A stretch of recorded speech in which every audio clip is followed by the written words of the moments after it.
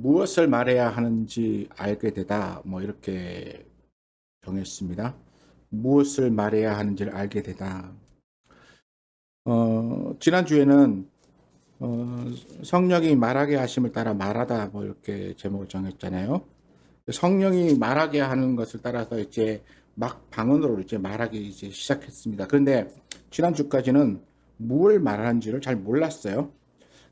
보면 이제 2장 11절에 보면 그걸 알 수 있는 힌트가 이렇게 나와 있는데 그레데인과 아라비아인들이라고 그리고 우리가 다 우리의 각 방언으로 하나님의 큰 일을 말함을 듣는도다 이렇게 해서 대충 어떤 것인지는 알게끔 했지만 구체적으로 어떤 내용인지는 알 수 없어요.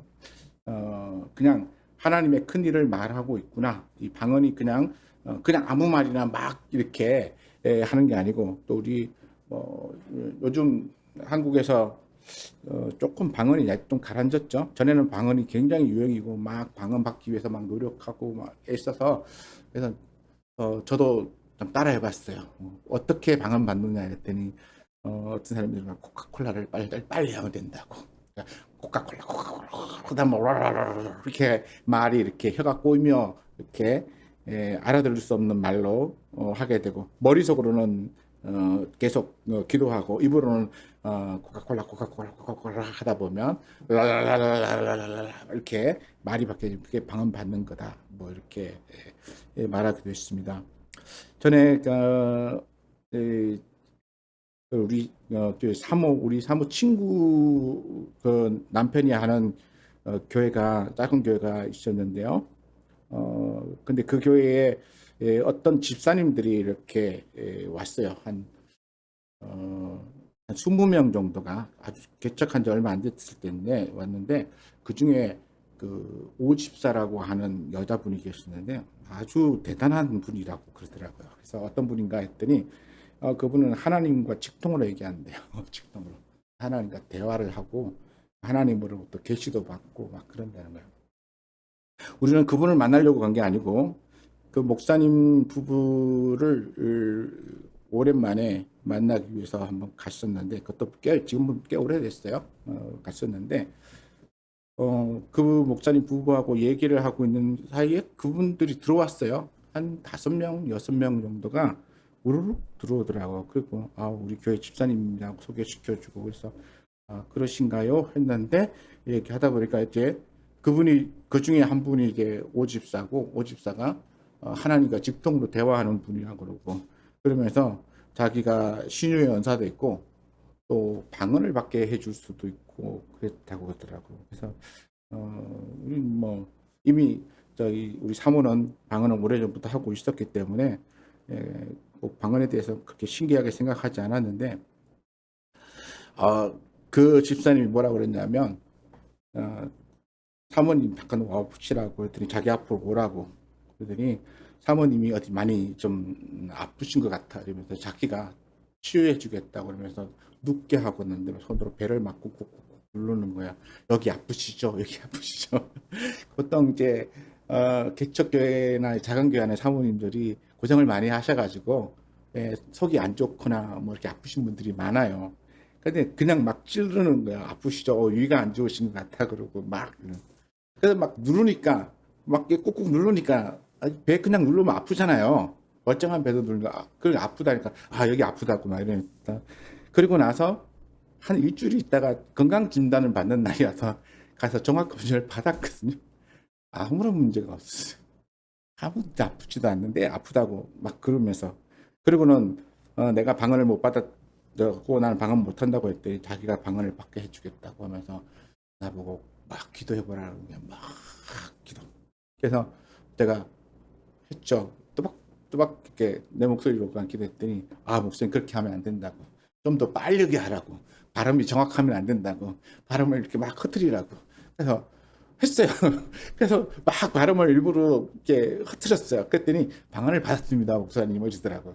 아니요, 저는 안 받았는데 그냥 제 발음이 흐트러진 것 뿐이지 방언을 받은 게 아니라고. 아니라고. 목사님 몰라서 그렇지. 목사님 받으셨다고. 아니 내가 안 받았는데 내가 안 받았는데 받았다고 자꾸 얘기하는 거야.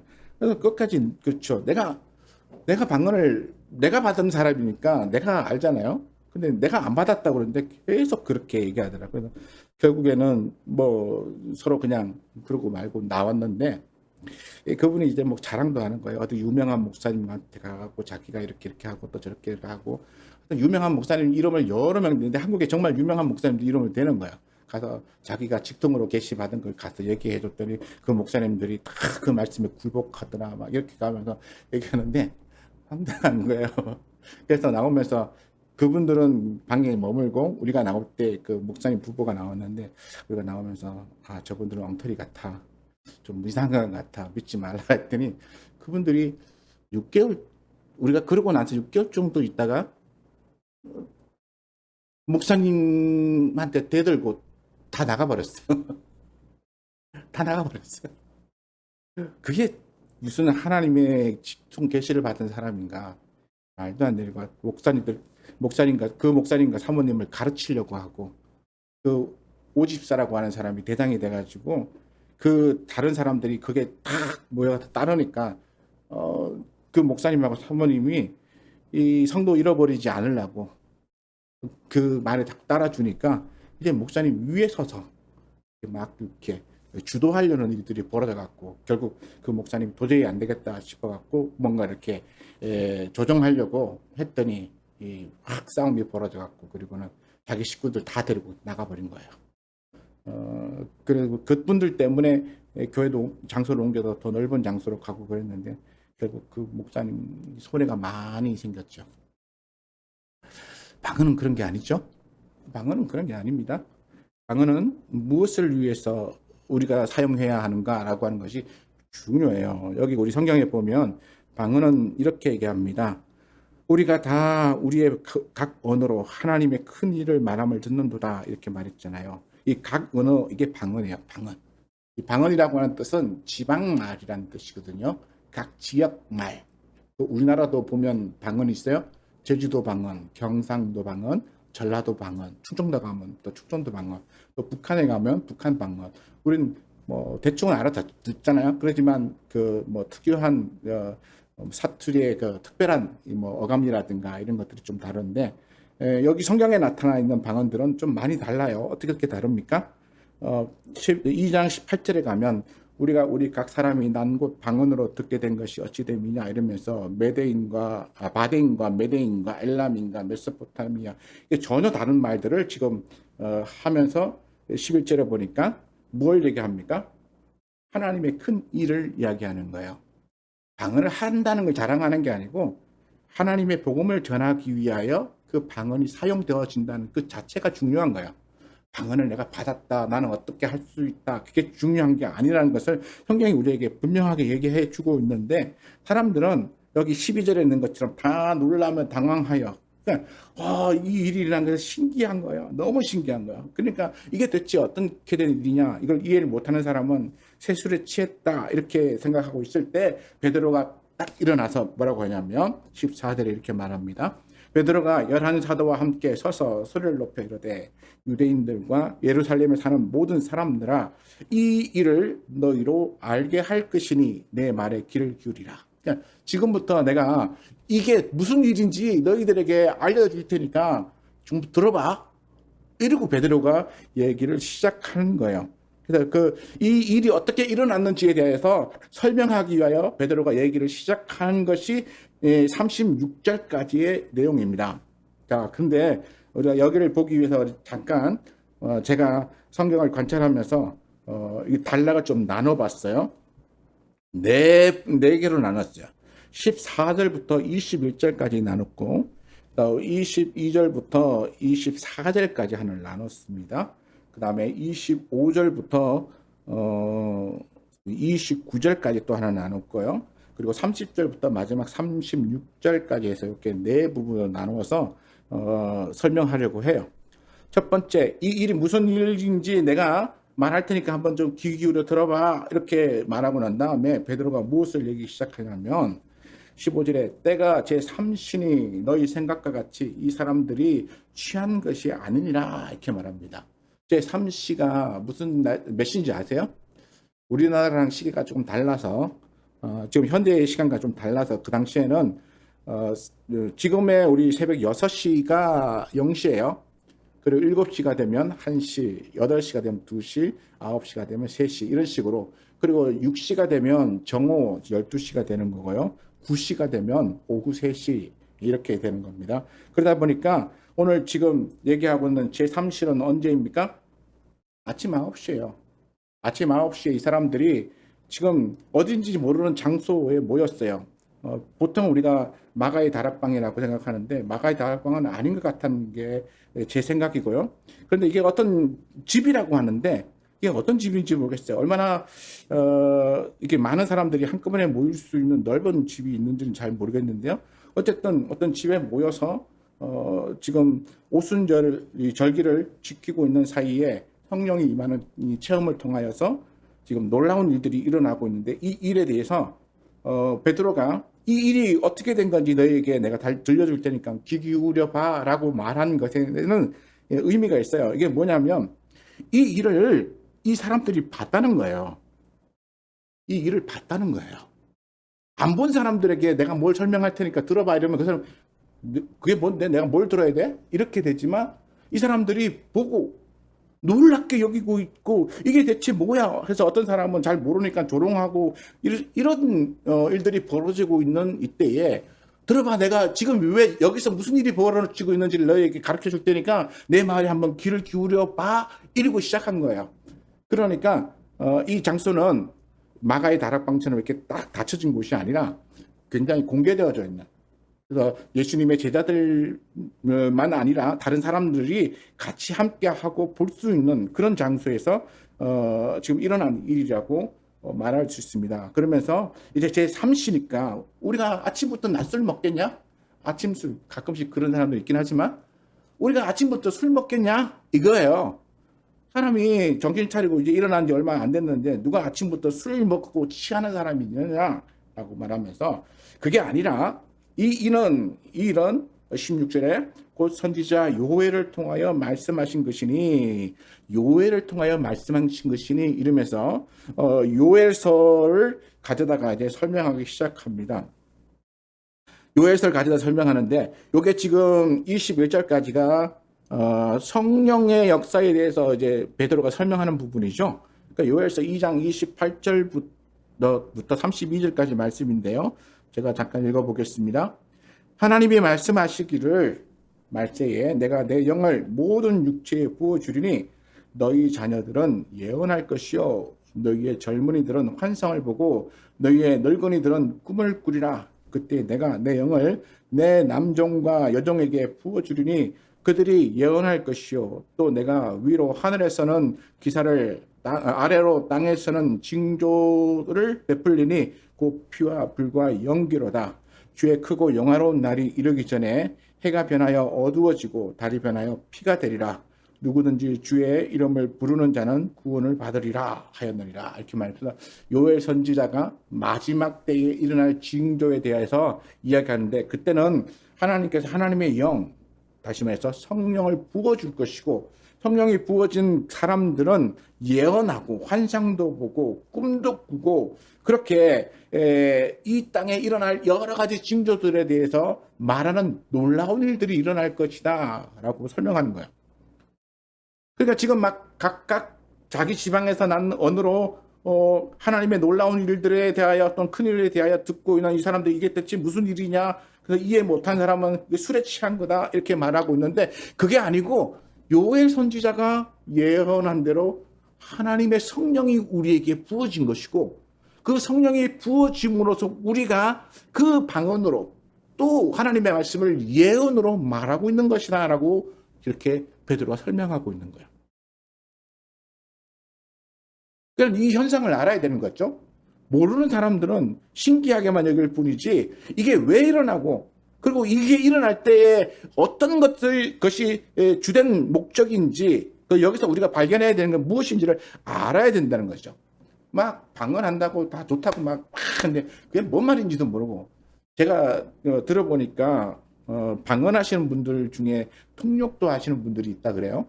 우리는 알아들을 수 없는 그 말을 그분은 또 통역하신다고. 그런데 어떤 사람들은 정말 하나님의 아름다운 이야기를 하는 사람이 있는가 하면 막 기도로 남 욕하고 비난하고 저주하고 이런 사람도 있대요. 그런데 우리는 잘 몰라서 막 방언한다면 다 좋다고 막 그러는데 방언도 분별하라고 바울이 그랬어요. 방언을 분별하라 그랬어요. 어떤 방언이 좋은 방언인지 어떤 방언이 우리에게 필요한 건지. 방언은 하나님만 주시는 게 아니고 사단도 또 다른 종교에서도 방언을 이렇게 한대요. 실제로 다른 종교들 속에서 방언하는 것들을 제가 영상을 통해서 제가 본 적이 있는데 그들도 방언해요. 예수 안 믿어도 하나님 안 믿어도 방언해요. 그러니까 방언한다는 자체가 하나님의 사람이고 쓰임받는 사람이고 이런 표시가 아니라는 거예요. 그걸 할 때 그걸 통하여 무엇을 하는가? 그 방언을 통하여 얼마나 아름다운 일들을 또 하나님의 말씀에 그 쓰임받는 일들을 하고 있는가가 중요한 것이지 방언을 하고 있다. 또는 치유하고 있다. 또는 귀신 쫓아내고 있다. 귀신 쫓아내는 것도 대단히 아주 놀라운 능력이라고 막 추앙하는 사람도 있는데 아니에요. 절에 가도 귀신 쫓아내죠. 절에 다니는 사람도 쫓아내요. 막 목탁 두드리면서 그 귀신 쫓아내고 다른 종교 사람들도 다 그래요. 그런 건 신기한 능력처럼 보이지만 그러나 그게 꼭 하나님의 능력이라고 말할 수는 없다는 거예요. 다만 무엇을 알아야 되냐면 이것을 통하여서 드러내는 것이 중요해요. 여기 보면 11절에 나온 것처럼 우리가 다 우리의 각 언어로 하나님의 큰 일을 말함을 듣는다. 이렇게 하나님의 일을 말하고 전파하고 그다음에 하나님의 뜻을 실천하는데 이 능력들이 사용되어질 때 진짜 중요한 것이지 그냥 그걸 할 줄 안다는 것 자체가 중요한 게 아닙니다. 어떤 사람들은 그 할 줄 안다는 걸로 다른 사람들 다 이렇게 굴복시키고 자기는 마치 대단한 사람처럼 위에 올라서 앉아가지고 권세를 부리는 사람들이 있는데 절대로 그런 사람들의 말을 듣지 마세요. 그런 건 하나님의 뜻이 아닙니다. 오히려 하나님의 사람일수록 낮아지는 자리에 있다는 거, 섬기는 자리에 있다는 거. 그 다른 사람들보다도 더 자신을 이렇게 낮추어서 이렇게 스스로를 드러내지 않는다는 사실을 우리가 깨달으면 바로 높아져서 내가 뭔가 대단하다 이렇게 하는 사람들은 절대로 하나님의 사람이 아님을 먼저 생각하시기 바라요. 그래서 지금 베드로가 지금 일어나고 있는 이 현상이 무엇인지에 대하여 설명하고 그리고 난 다음에 21절에 가서 이렇게 말합니다. 누구든지 주의 이름을 부르는 자는 구원을 받으리라. 이렇게. 결국 이 성령의 역사를 통해서 방언하고 하는 이 모든 게 무엇을 위해 쓰였어요? 복음 전도를 위해 쓰는 거예요.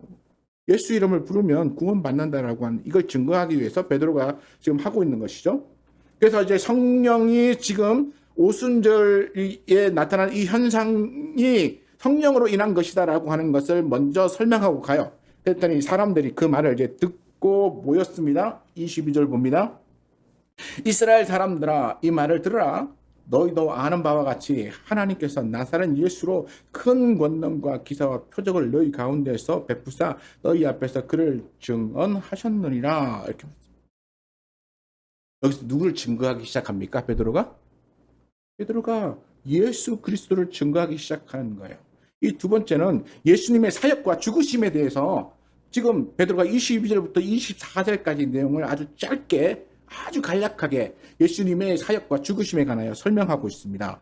그러니까 예수님의 사역은 어디에 포인트가 맺혀져 있는가도 굉장히 중요하죠. 우리가 그냥 예수님께서 오셔서 병자도 고치시고 귀신도 쫓아내시고 떡으로 이렇게 하시고 이것들만 생각하는데 이 모든 게 무엇을 위한 것이냐라고 하는 것에 대하여 우리가 놓치면 그 앞에 자체가 무의미할 수도 있어요. 근데 베드로는 그 포인트를 아주 잘 집어냈어요. 어떻게 집어냈냐면 22절에 제가 다시 한번 읽어갑니다.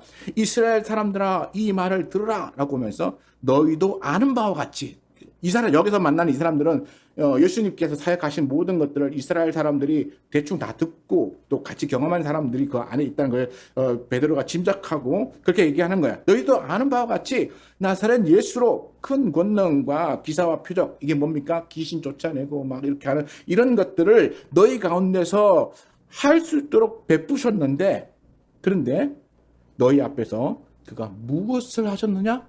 여기 보면 그를 증언하셨느냐. 여기서 그가 누굽니까? 여기서 그가 누구냐 하면 바로 아버지 하나님이에요.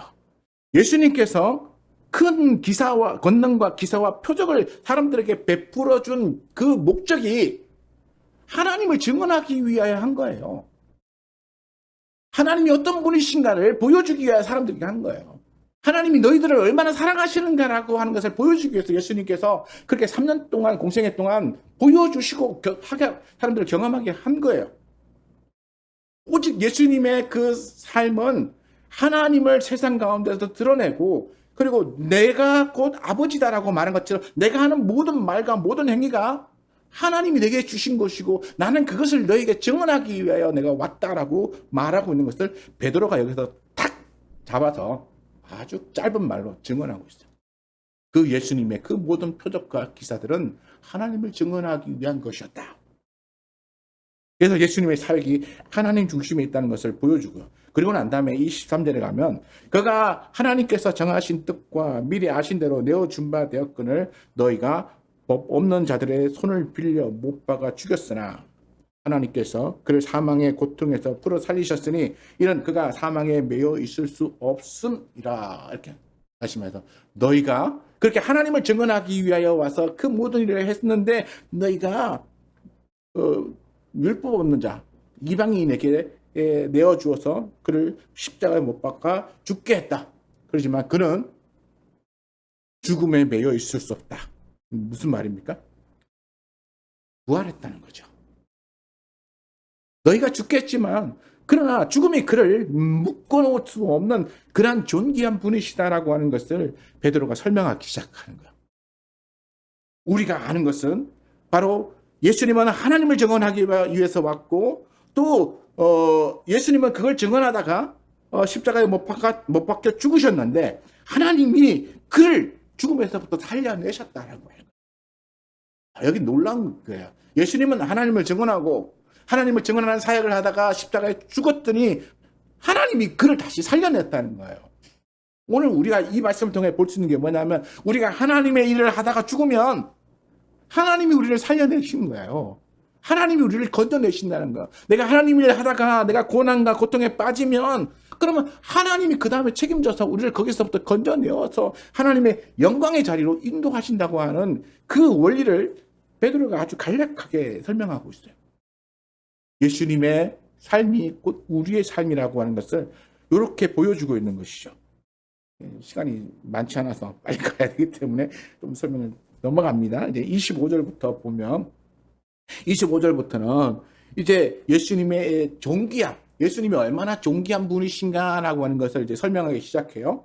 거기에 누구를 끌어들이냐면 이제 다윗을 끌어들입니다. 25절에 보면 다윗이 그를 가리켜 이르되 내가 항상 내 앞에 계신 주를 배웠으며 나로 요동하지 않게 하기 위하여 그가 내 우편에 계시도다. 그러므로 내 마음이 기뻐하였고 내 혀도 즐거워하였으며 육체도 희망에 거하리니 이는 내 영혼을 음부에 뿌리지 아니하시며 주의 거룩한 자로 썩임을 당하지 않게 하실 것이미로다. 주께서 생명의 길을 내게 보이셨으니 주 앞에서 내게 기쁨이 충만하게 하시리로다. 이렇게 말합니다.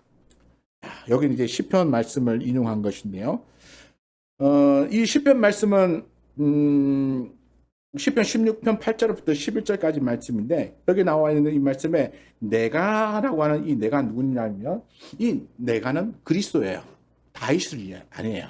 다윗이 아니고 그리스도 곧 예수님을 말하는 거예요. 예수님이 내 앞에 계신 주를 배웠으며 주는 여기서 주 누구냐면 바로 하나님이죠. 하나님을 배웠더니 그 하나님이 나로 요동하지 않게 하고 내 우편에 앉아 있으라. 그리고 하나님 우편에 예수님을 앉히시고 그리고 뭐 내 마음이 기뻐하였고 내 혀도 즐겁고 육체도 이렇게 하면서 내 영혼을 버리지 아니하시고 주의 거룩한 자로 썩음을 당치 않게 건져주시는, 그래서 주 앞에 기쁨이 충만하게 하는 이 모든 것을 말하는데 여기서 내가라고 하는 이 내가는 다윗이 아니라는 사실에 대해서 우리가 분명히 이해해야 돼요. 다윗으로 이해하기 시작하면 이 말이 이상하게 꼬여요. 그렇잖아요. 다윗 우편에 주가 앉아있을 수도 없잖아요. 이게 하나님 우편에 누가 앉아있어요? 하나님 우편은 오직 유일하신 예수님만 앉아 계시는 거예요. 그러니까 이 말씀은 예수님이 하나님의 우편에 앉게 되는 이것을 다윗이 예언했다라고 하는 것을 보여주는 거예요. 그러니까 여기서 말하는 그리스도, 곧 예수가 얼마나 존귀한 분이신가. 하나님께서 그를 건지시고 그를 우편에 앉게 하시고 생명의 길도 보여주시고 하면서 그를 부활하게 하신 이 놀라운 사건들을 이미 다윗이 예언해 놓았다라고 하는 것을 말해주고 있는 것이죠. 이 예언을 통하여서 지금 너희가 얼마 전에 십자가에 못 박아 죽인 예수가 부활하여 하나님의 영광의 자리로 가셨는데 바로 그분이 여기 예언한 이분이다라고 하는 것을 말해주고 있는 것입니다. 29절로 갑니다. 29절에 가면 형제들아 내가 다윗에 대하여 담대히 말할 수 있노니 이렇게 말합니다. 다윗에 대해서 담대히 말한다는 게 뭘까요? 이것은 예수님의 존귀하심에 대한 이야기들이 이어지는 것인데요. 이 다윗이 선지자가 되어서 예수님에 대해서 이렇게 얘기하는데 다윗과 예수님을 비교해서 이야기를 해요. 그 말은 무슨 뜻이냐면 이 당시에 다윗은 유대인들에게 얼마나 존귀함을 받고 있는 존재인가라고 하는 걸 우리가 대충 생각해 보면 알 수 있죠. 왜냐하면 이스라엘의 초대왕은 아니지만 두 번째 왕이지만 그러나 그가 이루어놓은 놀라운 업적과 성경에 기록되어져 있는 다윗의 모든 역사를 보면 하나님이 직접 그를 사용하셔서 이스라엘을 이렇게 부흥케 하시고 그리고 그를 통하여 하나님의 그 계보, 이스라엘 왕의 계보가 이어지도록 하나님께서 그렇게 해주시겠다고 축복해 주시는 그 놀라운 부분들을 보면 다윗이 얼마나 존귀한 존재인가라고 하는 것을 알 수 있어요. 그리고 당시의 유대인들은 그걸 다 인정하죠. 그런데 여기서 베드로는 뭐라고 말하냐면 형제들아 내가 내 조상 다윗에 대하여 담대히 말할 수 있는데 그건 뭐냐면 다윗이 죽어 장사되어 그 묘가 오늘까지 우리 중에 있도다 이렇게 말했어요. 이 말이 무슨 뜻인지 아십니까? 다윗은 죽어서 그 무덤이 우리와 함께 있다. 다윗은 죽어서 부활하지 않은 존재라는 사실에 대해서 얘기하는 거예요. 다윗은 그 육신이 한번 죽고 그리고 그 죽음의 증거인 무덤이 현재까지 그들과 함께 그곳에 장사되어져 있다는 거죠. 예루살렘에. 그런데 베드로가 그 다음에 이어서 말합니다. 그렇지만 그는 선지자라. 다시 말해서 이 다윗은 우리가 왕으로만 알고 있지만 베드로는 그를 선지자로 여깁니다. 왜냐하면 선지자라고 하는 것은 하나님으로부터 말씀을 받아서 미래의 일을 이야기하는 사람이거든요. 그러니까 다윗이 미래의 일을 이야기하는 부분에 대해서 가져다가 이렇게 말합니다. 그는 선지자라 하나님이 이미 맹세하사 그 자손 중에서 한 사람을 그 위에 앉게 하리라 하심을 알고 미리 본 고로 그리스도의 부활을 말하되 그가 죽음에 버림이 되지 않고 그의 육신이 썩음을 당하지 아니하리라 하더니 다시 말해서 다윗이 누구의 부활을 얘기해요? 그리스도의 부활에 대해서 예언했다고. 그는 선지자가 되어서 그리스도의 부활에 대해서 예언하는 존재인데 그가 비록 그렇게 하나님의 말씀을 가지고 예언하는 존재였지만 내가 그에 대해서 확실하게 말할 수 있는데 그는 죽어서 그의 무덤이 여기 있어. 다시 말해서 그는 그렇게 하나님께 사랑받고 쓰임받는 종이지만 그러나 죽을 수밖에 없는 존재야. 너희가 그렇게 존귀하게 여기는 다윗도 죽을 수밖에 없는 존재야. 사람이야. 이렇게 말하는 거예요. 근데 부활하신 이는 누구라고요? 부활하신 이는 그리스도야.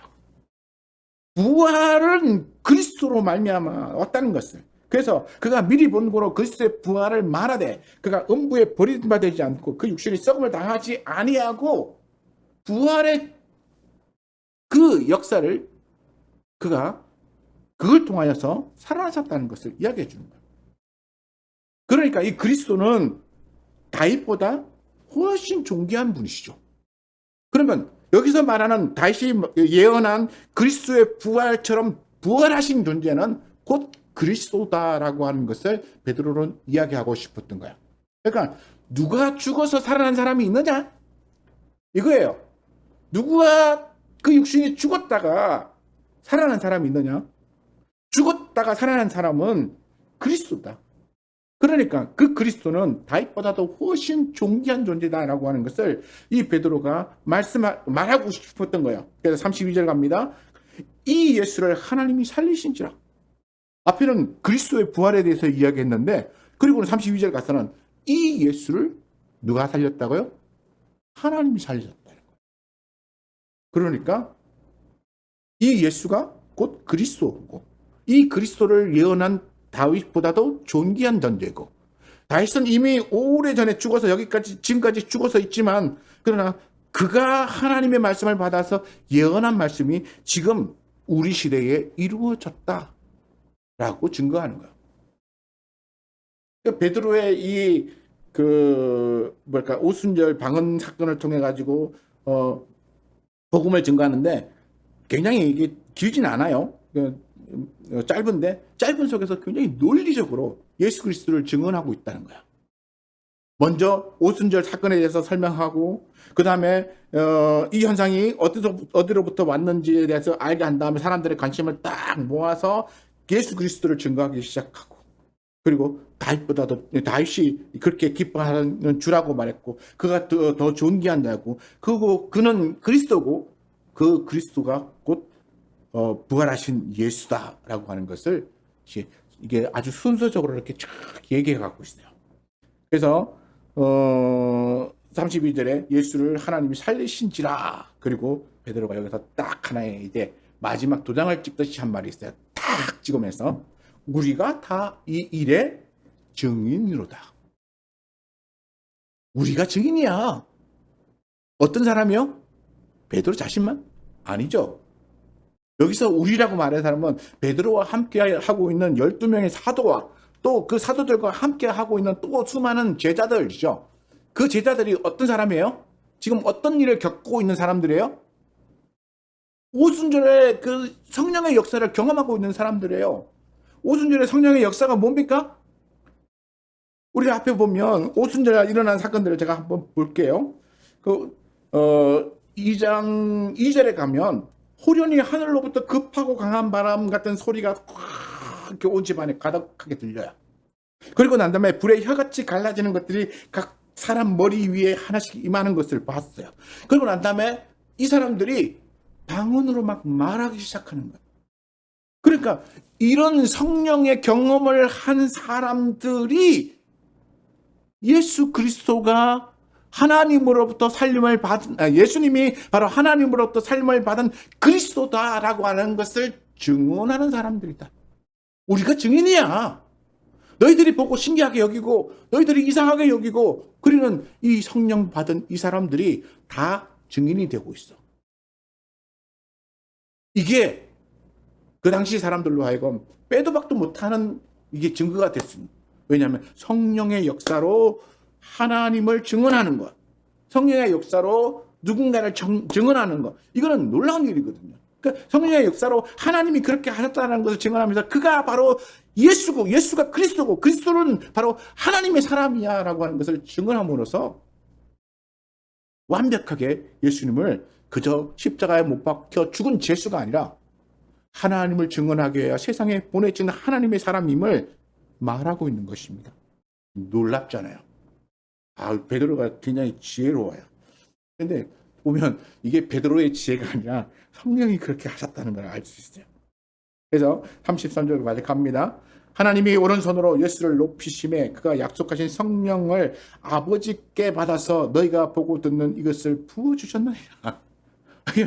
한 번 더 도장을 찍어요. 뭐라고 했냐면, 아까 너희들 성령의 역사에 되게 신기하게 여겼지. 그리고 어떤 사람들은 이해를 못하니까 세수를 취한다고 말했지. 그래서 내가 너희들에게 이 일이 어떻게 된 일인지 내가 말할 테니까 너희들 한번 들어봐 라고 말을 시작했잖아. 근데 그 일이 무슨 일이냐면, 이 33절에 하나님이 오른손으로 예수를 높이심에 그가 약속하신 성령을 아버지께로부터 받아서 누구에게 줬다고요? 우리에게 줬는데 너희가 보고 들은 그것을 부어주시느니라. 보고 들은 그게 뭐예요? 다시 한번 2장 2절로 갑니다. 하늘로부터 급하고 강한 바람 같은 소리가 쫙 퍼져가지고 그 방 안에 가득했어요. 그 방 안이 과연 얼마나 큰지, 얼마나 많은 사람이 모였는지는 몰라요. 마가의 다락방이라고 말하는 사람도 있지만 마가의 다락방은 아닌 것 같아요. 왜냐하면 너희가 보고 듣는 거라고 말해요. 그러니까 베드로가 여기 이해 못하는 다른 유대인들도 본 거라는 얘기예요. 보고 들었다는 얘기예요. 다른 유대인들이 이 현상을 보고 들었다는 거예요. 그리고 불의 혀같이 갈라지는 것들이 각 사람 위에 임하는 것도 이 사람들이 봤다는 거예요. 뿐만 아니라 새 방언으로 말하기 시작하는 것을 이들이 옆에서 들었거든요. 근데 여기 보면 제가 예전에 어떤 분이 이렇게 성령이 임하고 나니까 제자들이 문을 열고 뛰어나가서 막 외쳤다 이러는데 보면 성경에 어디에 뛰어나갔단 말이 한마디도 없어요. 어디 그런 게 나옵니까? 그냥 그 자리에 서서 얘기하는 거예요. 그러니까 마가의 다락방 같이 여기가 마가의 다락방이라면 여기 우리 문 다 닫아놨잖아요. 제가 여기서 말하고 뭐하는 걸 바깥 사람들이 못 들어요. 마가의 다락방에서 제자들만 모여서 있었다면 다른 유대인들은 못 보고 못 듣는 거죠. 근데 그들이 보고 들었다는 거예요. 지금 베드로가 너희가 보고 듣는 그것을 부어주셨느니라. 너희들이 바람소리 같은 거 들었지 않느냐. 성령의 불에 혀같이 갈라지는 것을 보지 않았느냐. 그리고 각 방언으로 말하는 것을 너희가 듣지 않았느냐. 이것들을 하게 하신 것이 바로 예수님께서 하나님으로부터 받아서 우리에게 부어주겠다고 약속하신 그 성령의 임함으로 나타나는 현상들이다 라고 하는 것을 설명하고 있어요. 그러니까 너희들이 보고 신기한 이 놀란 거 예수님이 주셨어. 예수님이 우리에게 약속해 주셨어. 그리고 그 예수님이 누구에게부터 받았냐면 아버지 하나님으로부터 받아서 주셨어. 너희들이 이 신기해하는 이 일들이 바로 그렇게 일어난 거야. 그러니까 우리가 말하는 이 예수가 하나님으로부터 얼마나 존귀함을 받은 존재인지를 너희가 알아야 돼라고 말하는 것입니다. 그러면서 다시 한번 다윗이 얼마나 예수님을 존귀하게 여기는지를 설명하는데요. 34절에 갑니다. 여기부터 36절까지가 한 단락인데요. 여기 보면 다윗이 선지자로서 예언한 주는 그리스도라고 하는 부분에 대해서 이야기합니다. 다윗은 하늘에 올라가지 못하였으나 친히 말하여 이르되 이렇게 말하는데요. 이 부분은 제가 옛날에 경험한 에피소드가 하나 있어갖고 얘기해 드릴게요. 제가 대학생 때인데 어떤 제 나이가 한 60 넘어 70 되시는 분하고 좀 젊은 여자분이 저희가 자취방에 있었는데 그걸 왔어요. 제 친구인가 후배랑 같이 그냥 창문을 열어놓고 있는데 와가지고 혹시나 뭐 성경을 아냐고 뭐 그때 이제 한참 이제 CCC 활동하고 할 텐데 그러면서 자기가 성경을 얘기해 주겠다고 그래서 뭐 알았다. 그때 이 사람들이 여호와 증인이구나라는 걸 짐작했지만 얘기하려고 하니까 그냥 들어봤어요. 그랬더니 딱 요 구절을 가지고 있는 거야. 다윗이 하늘에 올라가지 못하였으나 요 구절 아시냐고. 다윗이 하늘에 올라가지 못하였다는 것은 다윗이 하늘나라에 안 갔다는 거다. 뭐냐면 이 땅에 산다는 거다. 여호와 증인들이 주장하는 게 뭐냐면 천국에 따로 있는 게 아니고 이 지상이 천국이 된다는 걸 주장하는 거예요. 그래서 다윗이 하늘에 올라가지 못했으라라고 하는 얘기는 다윗이 하나님 나라 간 게 아니고 이 땅에서 사는 거다라고 설명하더라고요. 그래서 항상 이 구절 보면 그게 생각나는데 그게 아니라 이건 하늘에 올라가지 못했다는 것은 다윗이 죽었다는 게 아니고 그가 천국에 가본 적은 없지만 그러나 이 구절로 예언하였다라고 하는 것을 제가 설명해 줬어요. 그랬더니 아니라고 했더니 막 화내더니 가버리더라고요. 그래서 그리고 말았는데 이 구절은 그런 데 사용한 것이 아닙니다.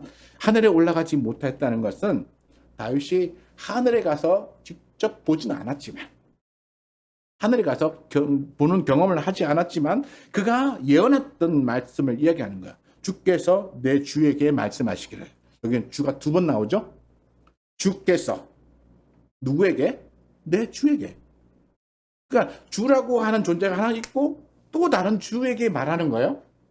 그러니까 여기 주가 두 번 나오는 게 성경에 보면 어떻게 주가 두 번 나오지? 보통은 예수님을 주라 부르고 하나님을 하나님이라 부르니까 예수님을 얘기하는 건가? 이렇게 말하지만 이건 구약시대잖아요. 예수님을 모를 때잖아요. 근데 내 주께서 주에게.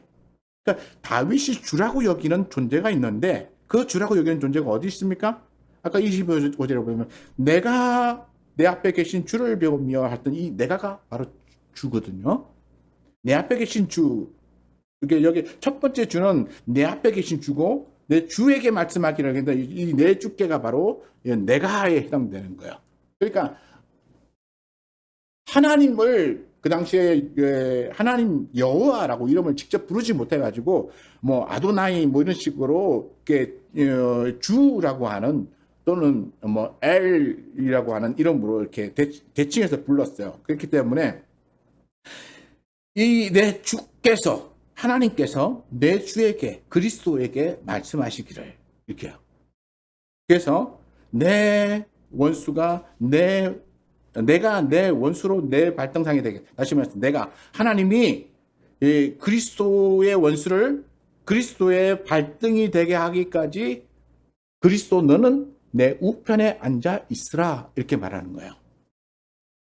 다른 말로 바꾸면 하나님이 예수님의 원수를 예수님의 발등상이 되게 하기까지 예수 너는 하나님 내 우편에 앉아 있으라 이렇게 얘기하는 거예요. 이 발등상이라고 하는 건 뭐랄까, 왕이 의자에 앉으면 있잖아요. 왕의 발은 존귀하기 때문에 바닥에 그냥 이렇게 내려앉지 안 해요. 여기서 상을 이렇게 만들어서 왕이 얹을 수 있는, 발 얹을 수 있는 요만한, 우리 기도할 때 쓰는 여기 기도 의자 같은 그런 게 있어요. 그걸 놔요. 그런데 전쟁에서 이기면 이 발등상을 누가 막 역할을 맡냐면 이 적국의 왕이 맡아요. 다시 말해서 적국의 왕을 엎드리게 하고, 그리고 왕이 그 위에 밟고 올라서거나 또는 의자에 앉거나 할 때 사용해요. 다시 말해서 저걸 내가 완전히 선멸해서 내가 승리했다라고 하는 의미로 쓰이는 거죠. 그러니까 하나님인 내가 그러니까 그리스도 예수의 원수, 다시 말해서 예수님을 십자가에 못 박아 죽이거나 했던 이 사단의 이 괴멸을 이야기하는 거죠. 사단이 너의 발등상이 되기, 다시 말해서 네가 완전한 영적인 승리를 얻을 때까지 너는 내 우편에 앉아 있으라. 하나님의 우편에는 누가 앉아 있는다고 제가 말씀했죠? 하나님 우편은 오직 예수 그리스도만 있는 거예요. 하나님 우편에는 다른 존재가 아무도 올라갈 수 없어요. 오직 예수님만 하나님 우편에 가는 거예요. 다윗도 보면 여기 시편에 아까도 읽은 것처럼 내가 항상 내 앞에 계신 주를 배우며 나로 요동하지 않게 하기 위하여 그가 내 우편에 계시도다. 이 우편이라고 하는 것은 굉장히 의지하기 좋은 이 신뢰의 관계가 있는 그런 자리이기 때문에 하나님의 우편에는 오직 예수 그리스도만 앉는 거예요. 그래서 거기에 있으라 이렇게 말함으로써 예수님이 하나님으로부터 얼마나 존귀함을 받는 존재인가라고 하는 것을 다윗이 예언했어요. 다윗은 그 당시에 유대인으로부터 어마어마한 존경을 받는 존재이기 때문에. 근데 그렇게 예언한 그 예언을 따라서 36절에 이렇게 말합니다. 그런즉 이스라엘 온 집은 확실히 알지니, 야 이스라엘 사람들아, 너희들은 이제부터 다른 말 믿지 말고 이 말을 확실히 알아야 돼 라고 말하면서 너희가 십자가에 못 박은 이 예수를 하나님이 주와 그리스도가 되게 하셨느니라. 그러니까 너희들이 이제부터 예수님이 너희의 주와 그리스도가 되게 되었으니까 너희는 예수 그리스도가 하나님의 사람인 것을 믿어야 돼 라고 하는 것을 확실하게 선포하는 거예요. 아까 21절에 누구든지 주의 이름을 부르는 자는 구원을 받으리라. 너희가 십자가에 못 박아 죽은 십자가에 못 박은 이는 말이 꼬이는데, 십자가에 못 박은 이 예수를 하나님이 주와 그리스도가 되게 하셨으니까 너희들이 이 이름을 부르면 구원을 받을 것이다 라고 하는 것에 대해서 이야기하고 있는 것입니다. 복음은 이렇게 증거되어져요. 근데 이게 재밌는 게 뭐냐면 베드로가 이전에 이걸 확신했을까요? 내가 볼 때는 아닌 것 같아요. 베드로가 언제 이것을 확신했을까요? 베드로가 이 오순절날 성령이 임함으로써 성령이 그들에게 그동안 보고 들었던 것을 확실하게 깨닫게 해주는 성령의 역사가 나타나는 순간 그가 깨달은 거예요. 우리가 약속의 성령을 받고 나니 그 성령이 깨닫게 해주신 것을 따라서 내가 이해해보니까, 깨달아보니까 예수가 그리스도다. 그리고 하나님이 그를 존귀하게 만드셨다.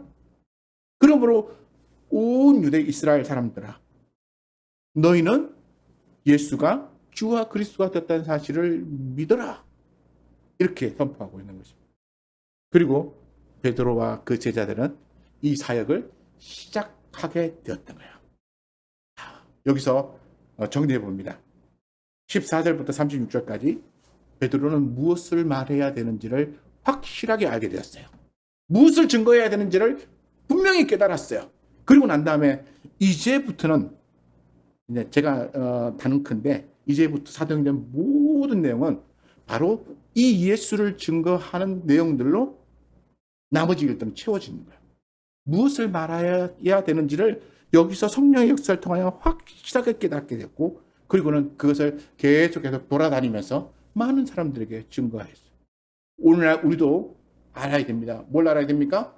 내가 왜 신앙생활하고 내가 왜 교회에서 예배드리고 내가 왜 성경을 알아야 되는지, 그건 내가 알아야 가서 증거할 수 있는 거예요. 내가 무엇을 말해야 될지를 알아야, 그리고 그 안 것을 나가서 증거할 수 있는 거예요. 오늘 또 말이 길어졌습니다. 내용이 오늘 길어가지고. 어쨌든 간에, 우리가 무엇을 말해야 될지를 알아야 이 베드로처럼 말할 수 있게 된다는 사실을 아시고, 여러분, 성경을 통해 보시고, 배우시고, 경험하시고, 그리고, 정언하는 삶을 살아가면서 정말 예수님의 제자로서의 삶을 살아가시는 저와 여러분 되시기를 축원합니다. 기도하겠습니다.